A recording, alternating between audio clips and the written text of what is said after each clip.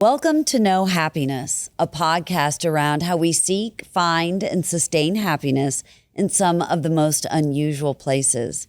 Today, I have a very special guest, Alex. Welcome. Thank you for having me. Yeah. So, Alex, before we get into this conversation, I want to know what happiness means to you. Man, it's such a simple question, but hard to answer sometimes. I would say, looking back at my life, and especially parts where I wasn't happy, and even all the good stuff too, just seeing how it's cultivated who I am now, that makes me happy. Just the journey it's taken to be me. And it allows me to have a lot of gratitude for those ugly parts. Sure. So it sounds kind of like growth. Growth is being able to look back and see the growth. Yes. Thank you. Yeah. Growth is the word I'm looking for. Yeah, the growth it's taken to get here now. I love it. Makes me happy. So I want to kind of get to know you a little bit more and like how you found your way into spirituality. So let's just kind of start from the beginning. Tell me about it. Okay. Well, my brother and I used to fight a lot when we were younger, as brothers do.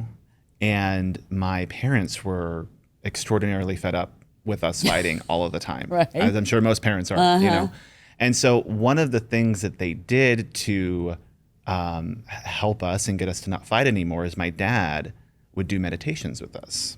And so the first meditation he did, he led us into creating our happy place and meeting our spirit guides.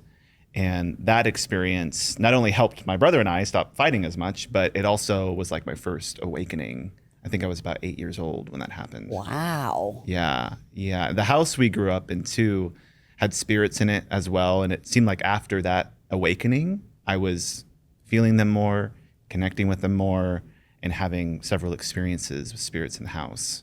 Well, how cool is that your dad, I mean, clearly he is on a spiritual path. Oh, yeah.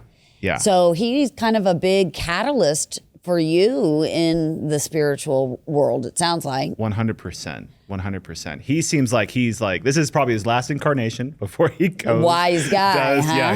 Yeah, my mom too. She is also, although my dad seems to be more spiritual than my mom. That's fantastic. I've not yet heard of anyone at that age getting that from their parents. So that's so cool. Yeah, it was a gift. Yeah. Really, especially looking back at it now, like a lot of kids don't have the privilege of having experiences like that with their parents. And so I reflect on that all the time, how lucky I am. Yeah. Talk about gratitude. Yeah. Especially in helping with my brother didn't seem to take to it as much, but it did help, it did help our siblingship together. Well, I remember meeting you. So you and I met, I guess it's going on 3 years ago, would have been, because we met in Tulum. So we went down for a plant medicine retreat. And I just immediately was drawn to you. You were an assistant to somebody that was a teacher to me. And so that immediately made me have some interest. I wanted to learn more about you. And you really took a fascination or an interest in our show. And so, of course, anytime anybody wants to hear about me and what I'm doing, I'm going to naturally like them. Yeah. So meeting in Tulum, I just took an immediate liking to you. And you wanted to watch the show. So I showed you our docuseries. And it's just really full circle to have you here to kind of highlight all the things, because you, my dear, have grown exponentially just in that period of time. But we were down in Tulum doing plant medicine. And I'd love to hear your experiences with plant medicine and what it's done for you and your spiritual journey. Yeah, thanks for asking. It was something I never thought I would really get into, honestly. So the person that I work for who's assisting these experiences, she invited me to my first one. And I had no idea what I was getting into. It just sounded fun. I was like, sure, yeah, that sounds great. And it was quite an intense experience where I was able to really drop a lot of fear around being seen. And I just remember feeling intensely blissed out. Yeah. And just not afraid of what people thought of me, how they perceived me. It was just really a freeing experience. And so since then, I have been open to what other kinds of experiences plant medicine can do and what it can teach me about myself. Yeah, it is interesting. You know, a lot of times it's like the one thing we really want, connection and to be seen, we shy away from. We find ways to hide ourselves.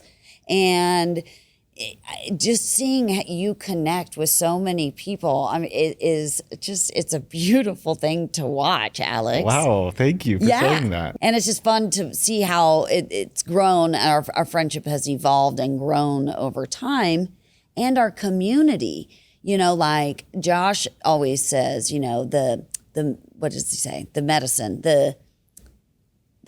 is the people. That's it. I could not get that out.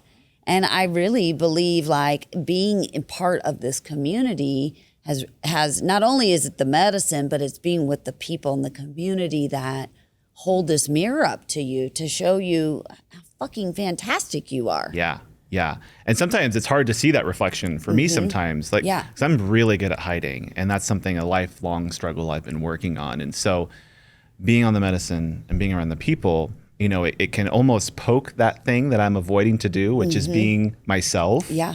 And yeah, it's quite, now that I have been in those experiences, how grateful I am for the community, because they'll support you in anything. At least our community does. Like, they'll hold you in those ugly parts when you are avoiding the work. Yeah. They'll sit there lovingly and not try to fix you, but hold you in that space to make you feel comfortable to acknowledge and accept what is being asked of you through the medicine. Yes. Which is amazing. It is. I feel so beyond blessed. I mean, because I started getting into this work about 7 years ago, and I never had felt so alone. I was at like an all-time low point in my life. I had no friends. Scott and I had broken up.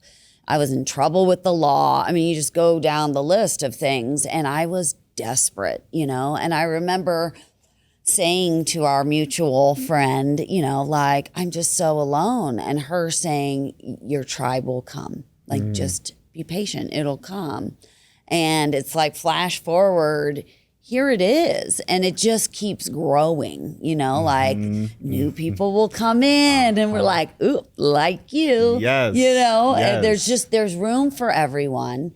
And there's room for everyone's gifts. And that's what I like too, is that there's not this like competition, you know, even though most of us or a lot of us are Reiki masters, you know, everybody does it differently. Yeah. Yeah. That's what I've been really impressed with too. I joke with people, but I'm kind of not joking that this feels like the Avengers hub here with how many incredible people there are, with very specific set of gifts that I think really complement everybody else in the community. And it just like, seems like I meet a new amazing person every other week and I'm like, where have you been? Yeah. Welcome. Oh my gosh, it's so great to know all these people. And so that has really inspired a lot of the work that I do, the soul inspired work, because I truly am inspired by people. And I feel like I'm able to really, especially in the medicine circles, but just in general, really see people and their gifts and what that means on like a soul level. And it's super inspiring. And that's why I do the art that I do, to make those kind of mirrors for people. Okay, so let's just dive into that. Let's talk about, because you are an artist, a wizard, an artist, light language. I mean, just go down the list of all these fun things that make up Alex. Yeah. But let's talk about your art. Yeah, I joke and say I feel like I came out of the womb with like a piece of paper and a pencil. Like I've just been drawing forever. And I struggled for many years as an artist, because I was always inspired to do different styles and to try different things. And a belief system that I took on was that I needed to have one style in order to be a successful artist. So I was fighting with myself constantly of what I needed to do as an artist to be successful.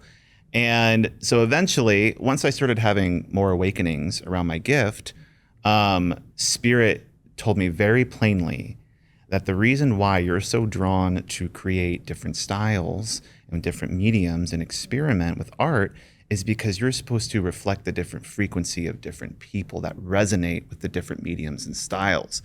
And that was so relieving to hear.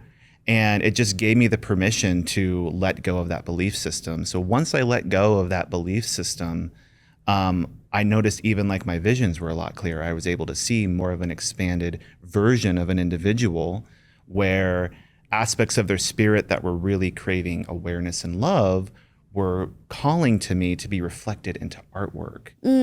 And so I actually created this for myself initially because for about 3 years of my life, I was just, dark night of the soul, like really depressed, really busy, really stressed. And I just felt like I was losing myself. And so I was like, well, what's something really simple that I could do that would help me to get connected with my truth? And so I created a soul portrait for myself, and I would put it where I could see it in the morning when I woke up, and I would look at it before I go to bed to remind me, that simple visual reminder of who I was. And that really helped get me out of that time. And so Spirit's like, well, duh, you're supposed to be doing this for other people too. Yeah. So that's kind of where it all started. That was the Renaissance, the birth of that, huh? Yeah, exactly. How fascinating. So I don't know if you've seen this TikTok, but it's of an artist. Kind of sounds a little bit like what you're doing. And this is really cool. He has a couple of subjects and he has one described to him and he's not looking at them. He has one describe how they see themselves, what their nose looks like, what their hair looks like, etc. Then the person that's sitting next to them will then describe to the artist what they think they look like. And he draws that. And so then when he turns around and is able to then see both these subjects and he has the side by side, the one with the other person who's describing how they view this person is exactly dead on. So it just goes to show that we don't see ourselves insides and outsides the way we truly look. And I think that's why it's so important who we surround ourselves with, because those are our mirrors. And what are we having mirrored back to us, right? Yeah, that's a good point. Yeah, knowing who's around you and what that's actually reflecting for you too. And in the same way that people sometimes confuse their features with something that's not true, I've noticed when I do these soul portraits, is what I call them, is that people identify so much with their belief systems and so much with their humanness. And y'all, we are so much more expansive than that. And so that's what I like to tap into, and specifically the parts that are, again, just craving acknowledgement and awareness. So, even things from past lives that are wanting to be integrated that remind you of your truth will come into a reading. And we explain how that is also kind of affecting maybe the belief systems you have now. And it's just there's so many interweaving layers here, but really it's just, what is a part of your truth that is really craving your attention? Because that truth that you feel like is missing will begin to empower you to start integrating all of these other parts that are also waiting to have acknowledgement as well. Yeah, had the light shined on. Yeah. Loved on. Right, yeah, get these things out of the closet, Right, because that darkness is, honestly, when we keep these shadows and we don't shine the light on them, that they just grow. They get bigger and bigger. And all they need is love. Exactly. These parts of us just need love, all the parts. Yes. And I think in our community, oftentimes it's easy to think I'm love and light, so I need to be super positive all the time about everything. Yeah. And that's not. No. That's not it. Yeah, that's imbalance. Yeah. Being in balance when you're just only acknowledging the light. Yeah. And I came from that too, of love and light, positivity. Yeah. And it seemed to just perpetuate that darkness that was just kind of scratching my inner being, craving attention and love.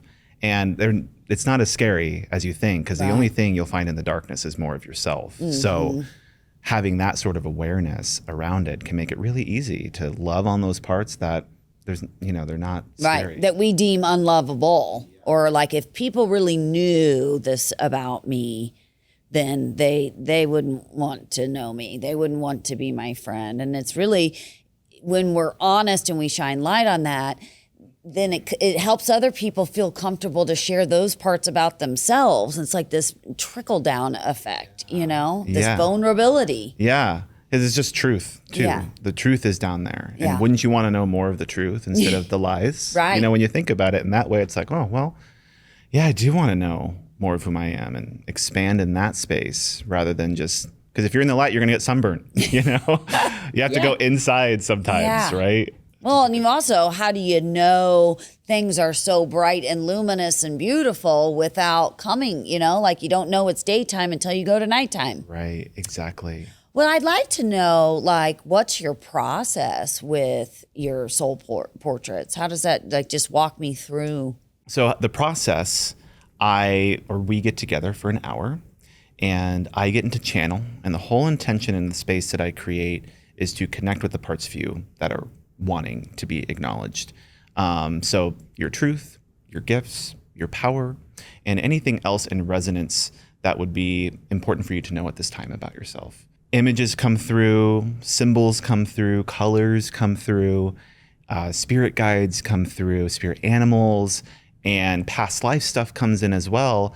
And near the end of the reading, where I'm just explaining everything that I'm seeing and feeling, I then pull everything together, all the colors and images and things, to create the base image. And so after the hour's up, then you give me a little less than a year to work on it. And in that year, I'm still collaborating with your spirit because there's still more to be revealed. And I've noticed that typically happens. And I'm in my studio painting or drawing, listening, receiving, and trusting everything that comes through. I don't typically ask questions about what certain things mean during the process. I'm just trusting. And then after it's done, I create a little type description of everything that has been channeled and all the symbols and the colors and the meanings of everything within it as well. Wow. I don't think I even knew the whole I knew you were doing something like this, but now hearing about it's an extensive process. Yeah. And I've told people too, you know, you have to trust the timing in receiving it. For example, I had created a soul portrait for a friend, and it had a dragon in it and it had all these other elements in it. And it took me a little over than a year to create it. Just because there were times where I was like, I don't feel like I'm supposed to be working on this, but also like, oh my gosh, she's been waiting forever. And so when I finally got it done, it was January of, I think, 24. It was the year of the dragon. Oh. And she had a dragon in her portrait. And so that told me like, oh, something about receiving this portrait at this time was activating for her. And she needed to receive it in this time. So I tell people, you know, trust the timing. Right. But I really also I'm telling their guides and their spirit, like, can we make it less than a year? Like, let's not do it more than a year. Yeah. Like, I don't want to keep them waiting, you know? So that's hilarious.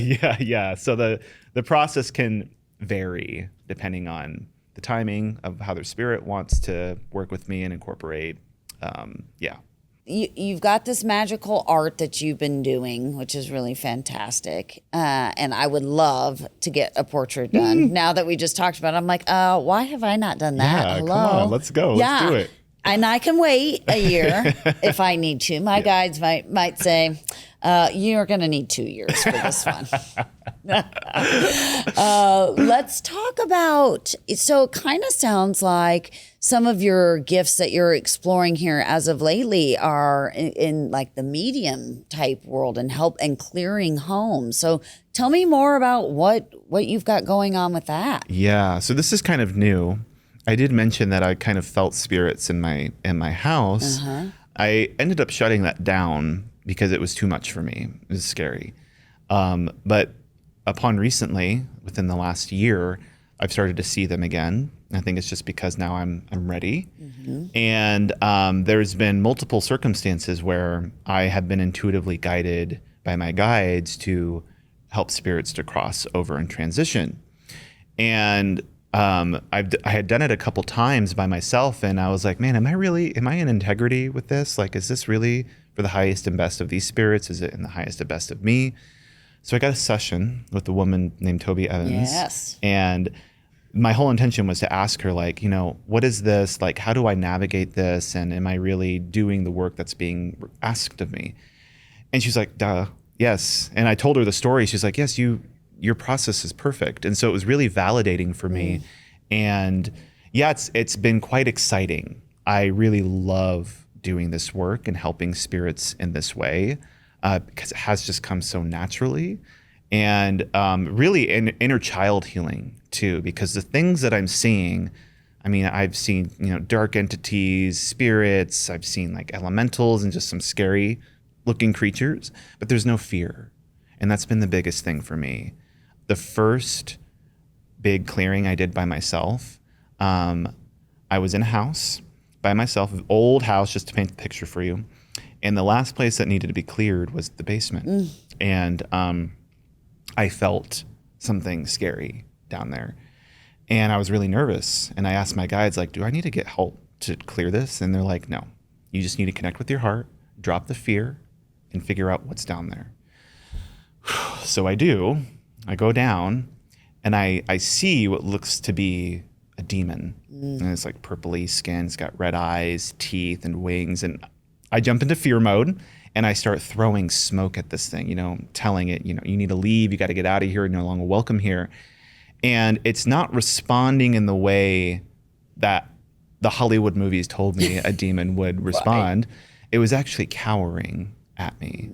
And so my guides were like, again, drop the fear, figure out why it's here. And so I took a step back, I took a breath, and I started to communicate with it.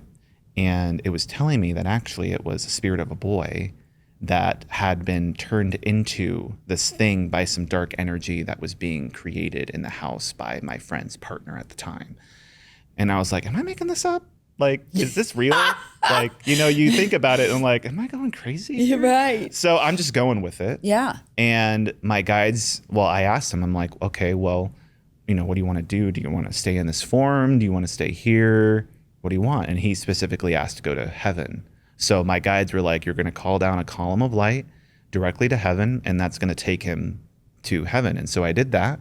He went through all the demon aspects of him, disintegrated, and I could see what he really looked like. Oh my gosh. And he was just like this young boy from like the 1900s, and he went up. And so I love that was my first experience, because it showed me what, if you bring in fear to these situations, you're not going to be in integrity with what that being and that consciousness needs from you, which is love. It needs love and acknowledgement. And so I told my friend about this, who I did the house clearing for. Mm-hmm. And she was like, yeah, my partner, I knew that he was doing some like, I can't remember the words that she used, but like slavery magic and like enslaving spirits and stuff. And I'm like, and you stayed with him for that long? That was kind of my first introduction to clearing spaces, and I think a really great foundational one, because it helps, it taught me to stay connected to my heart when dealing with this thing, with these things, rather than fear. Well, sure. And I would imagine if it's not a calling for someone, as it is with you, most, myself probably included, would stay in that fear and be terrified and be like, I'm getting the fuck out of here. Nope. Yeah. We're done. Which is what I wanted to do. Sure. I really wanted to do that. But I think it's interesting because even in the spirit realm, they want to be seen. Yes. They want love. Yes. And they just want to go home. Yeah, exactly. Yeah. And I've seen a lot of other dark entities that are even sometimes confused. There was another encounter that I had where I was doing a lot of root clearing, and this dark dog skull thing with red eyes came into my room. And again, I was freaked out, and I was like, oh, why are you here? And it was like, I'm basically drawn to what you're releasing. And so I'm like, well, I don't need it. And so it was taking what I no longer needed. And it also showed me like, a lot of these darker, maybe lower level entities are just kind of like animals. They have the intelligence of an animal. And in the same way that I was throwing out my root chakra scraps outside is the same way it was like drawn in, like a wolf or another animal would be drawn to, scraps out. So it's not intention to like possess me or attack me. Right. It was just being curious.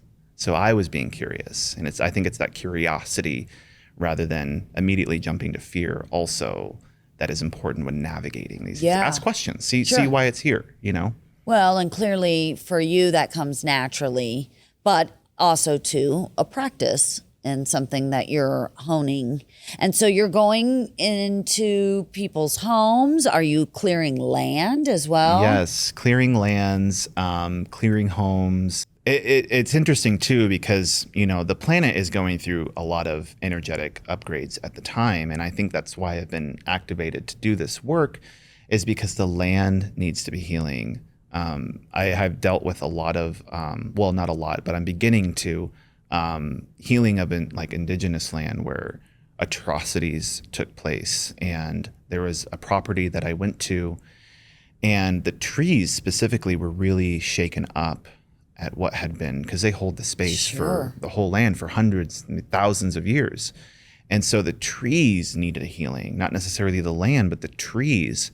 And so what was funny about that particular experience was the person I was doing it for, who owned that land, he had went to Arkansas and picked a bunch of crystals.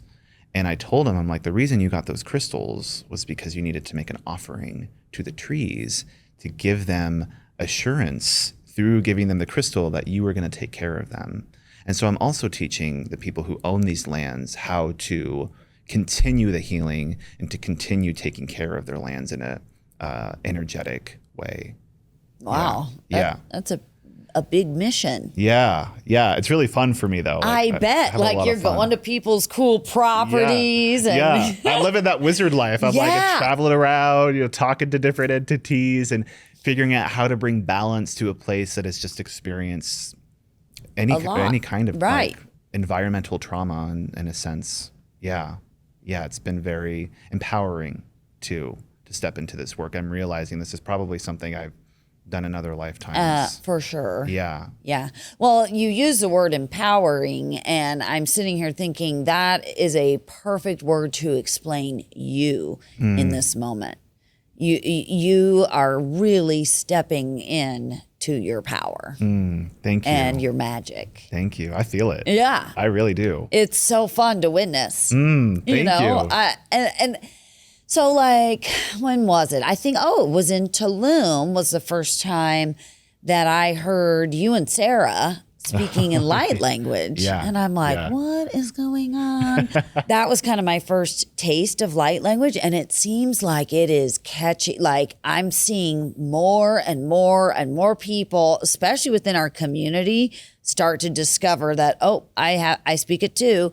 And are willing to share it. So let's talk about it. Yeah. What is light language? Yeah. And how did you realize that you carried this ancient code? What an experience that Tulum trip was, because that was the first time that I had really done any of that.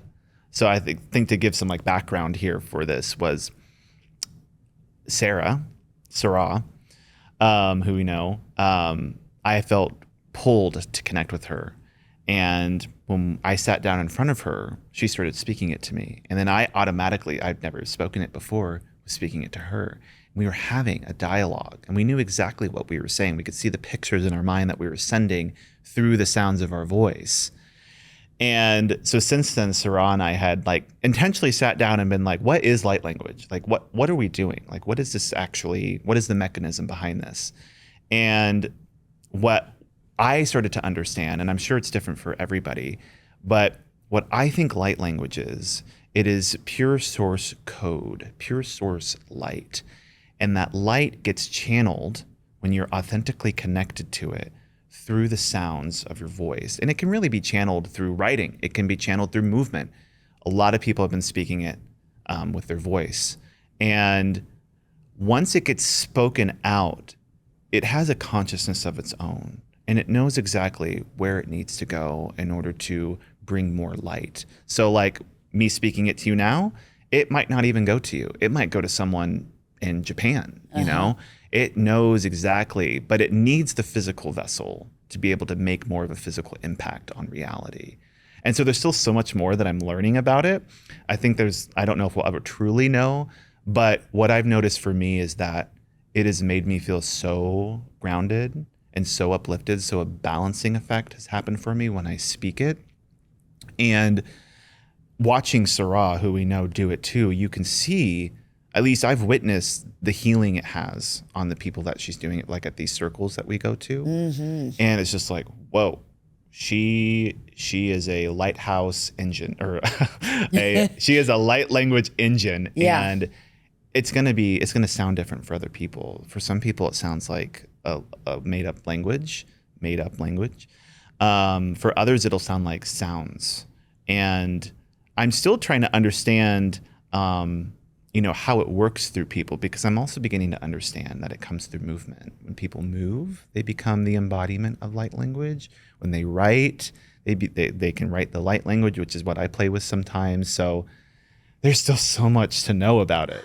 Do you think that everyone has this coding in them? They just haven't yet picked up on that transmission of it? I think so. I'm not 100% on. That's what I kind of wonder. Yeah. I think everybody has the capability to do anything that they want, and that it's not reserved for certain people. I think that we all have the privilege and the birthright to experience light language. It just is going to look different for so many different people. I was talking to my friend, and he was giving me a perspective on light language that I really appreciated, talking about the magic of light language. It can help you to unlock certain things in your mind as well, like memories. And so we were talking, and as we were talking, I remembered something that was completely unrelated to the conversation that we're having. And I'm like, oh my gosh, I just remembered about this thing. And he was telling me, I was sending you light language code to remember. Not intentionally, but he was like, because of the flow state that we're in together in conversation, that flow state is what allows that light code to come in. So it could even come through natural conversation. I think you just have to be in a flow state in order to really feel it and channel it. Okay, so that kind of answers my question around, I tend to hear it in circles when we're on medicine.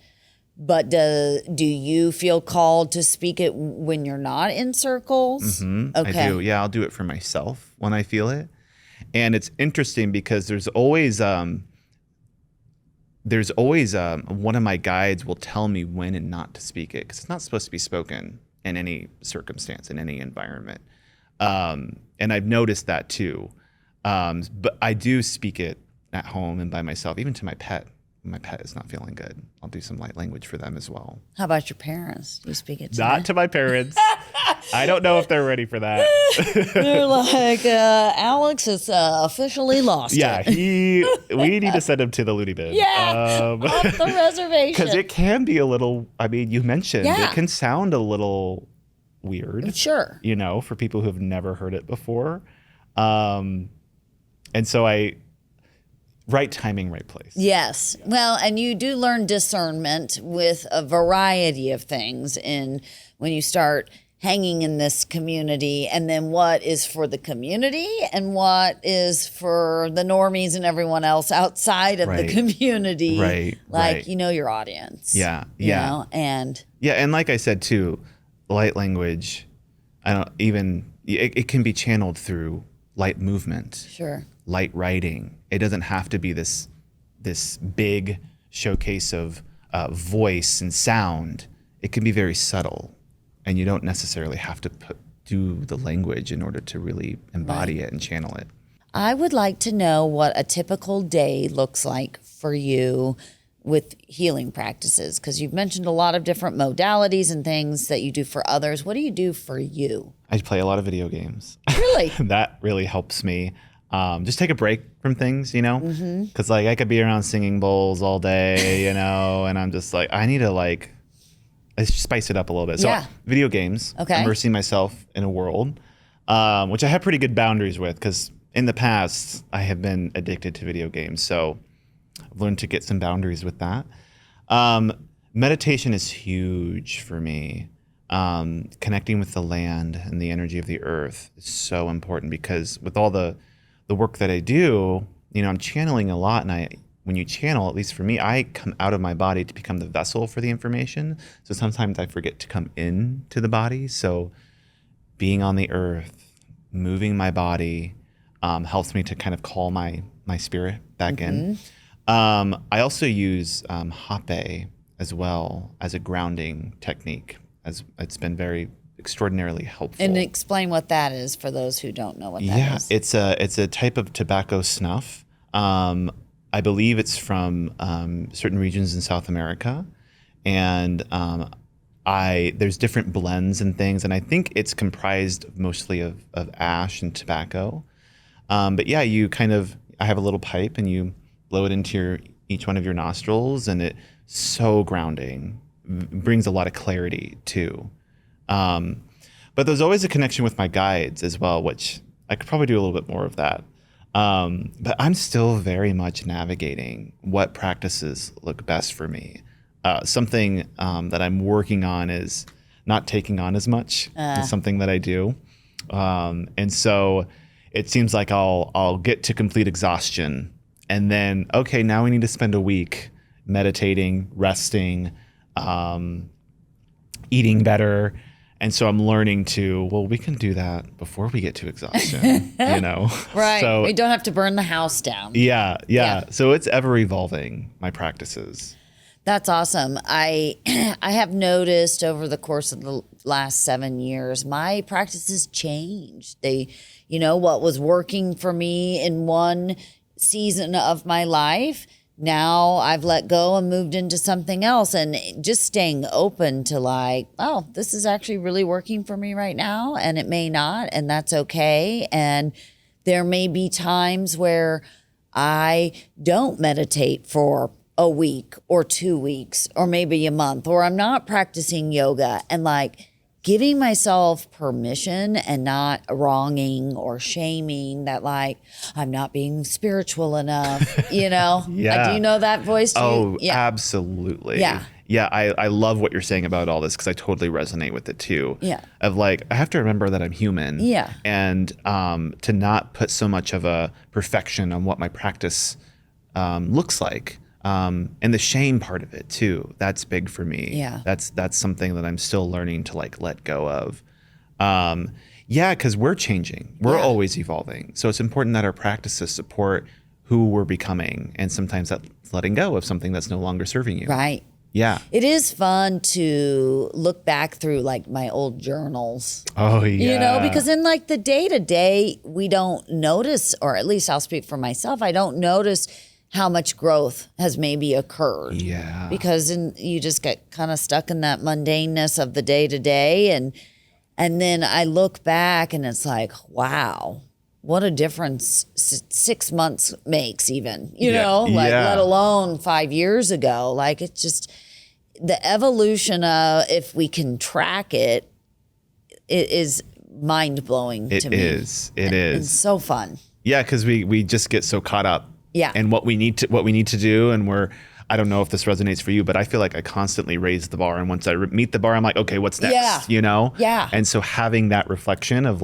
dude, you have actually come far in your spiritual evolution. You've grown so much. And so, yeah, I do that too. I go back in my journals and I'm like, oh my gosh, wow, you were a mess back then. Right? Beautiful mess, but dang. Yeah, and it takes what it takes, right? But to give ourselves some credit, and to also ease up a little bit. That's when I'm really learning to give myself a lot of grace that healing doesn't look the same for everyone. There can come moments in my life that I'm like, you know what? I'm not broken. Nothing has to be fixed, that I'm in a good space and I'm going to coast here for a little while. Yeah. Before I take on the next thing. Right. Yeah. We're meant to enjoy. Yes. And have play. pleasure and play in Yeah. our life as well. And this is really quite a unique time in Earth's history too, with just how much is happening. Mm-hmm. There's so much evolution. There's so much destruction going on. And I feel like for some people who are really sensitive, can feel that and maybe take on some collective pressure and some collective energy, and sometimes they confuse that with their own. And so for me, I've had to recognize that and be like, okay, dude, you're literally putting the world on your shoulders. You could probably put that down. Right. Yeah. You don't have to put so much pressure on yourself. Give yourself some grace. Well, and we aren't really meant to know what's going on all over the world all the time. Yes, we are super connected in that we know what happens over in Europe the second that it happens. Biologically, we're only supposed to worry about our immediate tribe. And so I think we because of the access to social media and television, all the things, and we're getting inundated with all of this heavy stuff, really, we have to be really mindful about what we're consuming and getting swept up in that, and really focus on where we can make a positive change in our immediate circle and within ourselves. Yeah, that mindset alone has helped me greatly to realize our poor little brains were never have not evolved to be able to take on this much information. And it's not only we're consuming so much, but we're consuming things that cultivate so much fear in our bodies. And so that's why I've been so drawn to join communities and focus here, because I'm going to have more of an impact on my community than I feel like I will internationally, worldwide. Sure. I can make a really positive stamp here, and I know that that's going to reflect back to me as well. Instead of this fear that I keep feeling, I'm going to project that out here. You're just going to get more fear. Right. So focusing on the community has really helped heal my existential dread, I guess you could call it. Yeah, really. Well, and I think it's gotten worse since COVID. I mean, while COVID was, I believe, what kind of cracked open the collective consciousness, where people really started to question and, are starting to see, this is a matrix, we need to wake up. And so thank you, COVID, for that. But with that then came a whole host of other pressures and fears and concerns. And, sometimes I wonder, is ignorance bliss? Is it, because, oh, I know. And it is, but it isn't. Right. I would never want to go back to not being aware of what's going on. Because I trust that I have the inner tools and resources to navigate anything that comes my way, even this existential dread. COVID was one of my biggest spiritual awakenings I ever had. I got laid off from my job, and we're all quarantined. So, I took a deep dive into spiritual topics, past lives and things like that. And I'm so grateful that I had the space to look into all of that. Because otherwise I was in school, I was so busy, so stressed. So it gave me that sacred pause to stop and connect with the thing that was really asking me to connect with, So yes, thank you, COVID. Right. And we can see the blessing in it, while acknowledging the negative impact it had too. Well, both can exist. Yes, exactly. Yep, right. So what would you say to someone who is just kind of dipping their toe into spirituality and community? What guidance would you give to them? I would recommend making sure that you're cultivating safety within yourself. Because once you start the healing path, you might reveal some things about yourself that might make you feel unsafe. And so having that safety bubble within you and that trust within yourself to navigate those things, I think is so important. And even cultivating safety around you, so the community. So finding people you feel safe to be able to explore these unknown topics that might feel intense at times. If you find someone who maybe isn't on the same frequency or the same level of understanding, it might not, it might be challenging, might be difficult. That's what I would recommend. Yeah, really finding a group of people. And I think I have learned, and probably the hard way, about placing people, teachers, on these pedestals that they know more than I do, and so therefore they don't make mistakes and they know everything. And I have learned that is not the case, that we are all human beings having a human experience, and that everyone is fallible. I think it is important to find someone who may know a little bit more in this moment to help you remember, because let's face it, this is a remembrance. This is stuff, this is ancient wisdom and knowledge from many, many lifetimes that's within all of us. Yes. It's just an awakening, a remembering of that. Yeah. And so finding someone that can guide you back to yourself. Yeah, I'm glad you spoke to that too, because that's really important. To have someone who's experienced, at least somewhat. Yeah, you know? a little bit more than you, even. Yeah. You know? Right. Yeah. Because eventually you're going to be if you continue down that path, you're going to be a teacher for somebody. Absolutely. You know, and then you'll also be the student to somebody else. And so, yeah, I think that's really important because the pedestal is a slippery slope. It is. And I think many of us have made that mistake in the beginning. Yes. And so like that's my big wish for people who are entering into this world and finding themselves through it is, you know, really remembering that we all have amazing, beautiful gifts. We are all equals. Something that's really also helped me, because you kind of touched on it, is that we all have the internal resources available. And just another layer of that is, in my opinion, when we come to Earth, we know exactly what we're getting ourselves into. And so that is what allows us to remember that we can handle anything. We knew what we signed up for. Yeah. We wouldn't sign up for something if we didn't have the tools accessible to us. That's a good way to look at it. Yes. Yeah. So I like to encourage people in that way when they feel like they can. I'm like, well, are you focusing on the can't? Or can we also focus on where that internal resource is within you too, you know? Right. Well, because we do. I believe we know the struggles and the things that we're going to go through in this lifetime, and we still sign up for it. We say yes. I also feel like we choose our families to heal particular wounds and patterns, and we say yes to that. So like, when you're wanting to feel sorry for yourself and in the victim state, remember, you chose this. This is the mulch that is getting you to grow out of that. Yes. You know, and I tell people that too. I'm like, that's what helps be in my darkness, because a great metaphor someone told me is that the seed doesn't grow in the sunlight. It grows deep in the dark, nutrient dense earth. Yes. And so when you feel like all of these issues are like blocking you, and it's just like they're actually just the springboard for you to jump out of it. Yeah. So that's how I empower myself.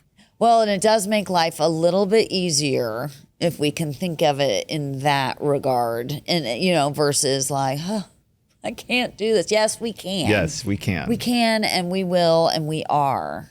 Like, it's been so good chatting with you. Do you feel complete? I do feel complete. Thank you. I really appreciate your time, and this has been wonderful to highlight you and the things that you've got cooking. And I know that in another year, we're going to come back and just like our journals, and we're going to see all the progress that Alex has made and where he is next, because it is exciting. Oh, I can't wait for that. And thank you. Thank you, This means friend. a lot to be here. Thank you.